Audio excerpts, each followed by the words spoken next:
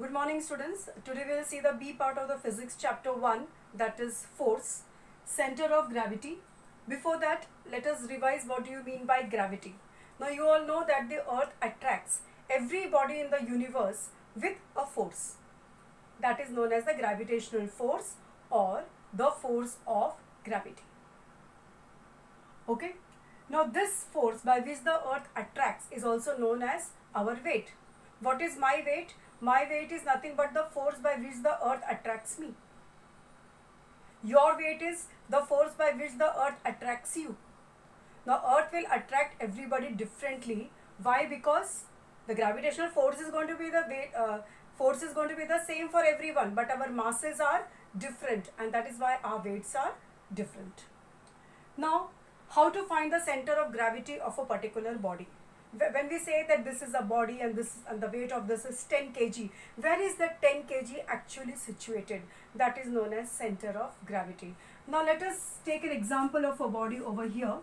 Now let this body be made up of particles. There are many particles, they come together and they are forming a body.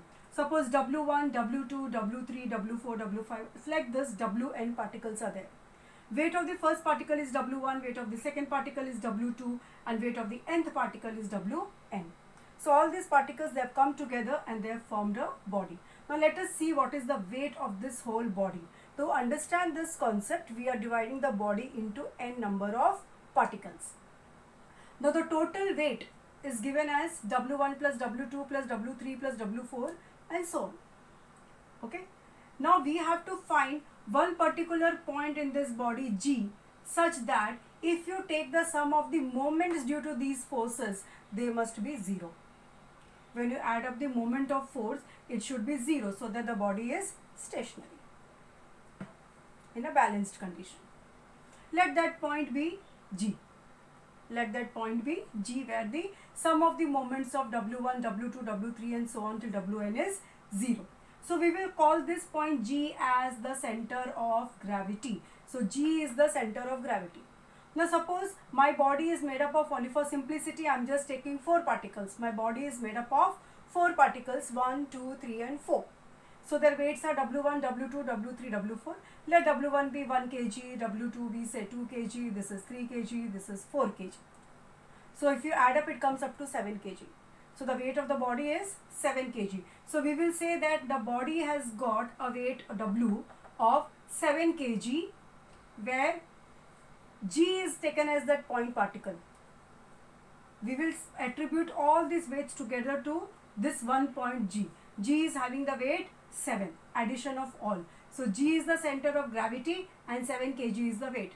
And why we are able to add all this? Because all these weights you see of W1, W2 till Wn, they are all acting in the downward direction. They are all acting in a downward direction and they are more or less parallel to each other, and that is why they can be added. So this is the center of gravity. Now what does the center of gravity depend on? Center of gravity of a body depends on two things. First is the shape of the body. Whether it is square, it is rectangle, it is a circle, it is a sphere, it's a triangle. So first thing, the shape of the body will determine where its center of gravity is going to be. And second is distribution of the mass in the body. The whole body, how the masses are distributed. Here you saw masses are distributed in this way. W1 is 1 kg, W2 is 2 kg. So how is the distribution? Whether it is evenly or whether the mass is concentrated only at one particular corner or one particular area of the body. So distribution of the mass in the body, this is the second. Now for example, we'll take two simple things. Suppose this is a wire, we'll call it as a rod. Suppose this is a rod, wire rod, AB length. Take its midpoint. Its midpoint is going to be the center of gravity. Suppose this same wire, you turn it and convert it into a circle. Now the center of gravity will be the center of the circle. Now that means that G can be outside the material also. Here G is in the material, here the material is only here, but G is inside. So it is not necessary that G should be contained within the material. In case of circle, in case of a triangle, in case of a sphere, you will find that the center of gravity does not lie within the material. Okay, now here there are some figures, and let us see where the center of gravity of these figures lie. This is a ring, the center of gravity is in the center. This is a disc. Disc means it is having a surface. Surface means lamina. It is having a surface, you know, throwing a disc, discus you have seen, discs you have seen. So this is a disc. Here is the G. This is a triangle. Any triangle, you know, the centroid. Centroid is the point of intersection of all the three medians. So the point of intersection of the medians is the center of gravity.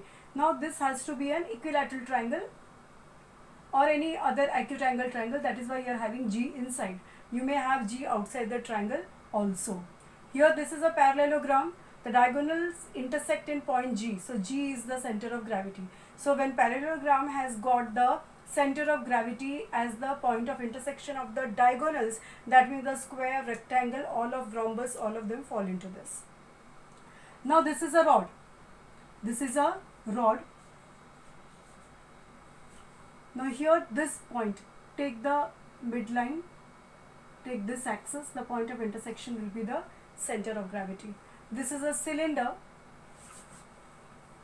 So this line passing through the centers of both the bases, which are circles, and then the midpoint of this line. Midpoint of the line joining the centers of these two circles is the center of gravity. Now we will study about center of gravity and balance point. Well, you must have seen in circus and many other things how people balance themselves. They don't fall. It is nothing but just a game of center of gravity. Now any body can balance itself just by supporting its center of gravity. You should know that where the center of gravity of your body lies, you have to only give support to that part. If that part is supported, then your entire body is balanced. Okay, because the entire body are nothing but these particles what we had seen, W1, W2, W1 and so on. And the entire weight is on point G. So if you support only the G part, only the G point, then you are going to balance the entire body. Now how to find the G of a regular shaped body? How to find the center of gravity? Now very simple, take the body and suspend it freely. Take a body and tie with a string and suspend it like here. Okay. Now you have to shift the string till it gets balanced like this horizontally. When it is horizontally balanced, then the place where this string is tied is your center of gravity. Okay, just for a scale. If it's a 100 centimeter scale, 50 centimeter will be its center of gravity. So this is how you can find the center of gravity of any regular shaped body. And for balancing, two things are important. First, G must be as low as possible. You have to bring the G as low as possible it should be. And second thing, when you are balancing, try to balance above your base and somewhere near the G point. You have to give support to the lower part of your body and somewhere near to the center of gravity. Okay, so if you are in the center of gravity line, you should not be exactly on the center of gravity. Give the support below the center of gravity because it should be towards the base. It should be little above the base and near to the center of gravity. So if this part of the body is balanced, then the entire body will be in a balancing position.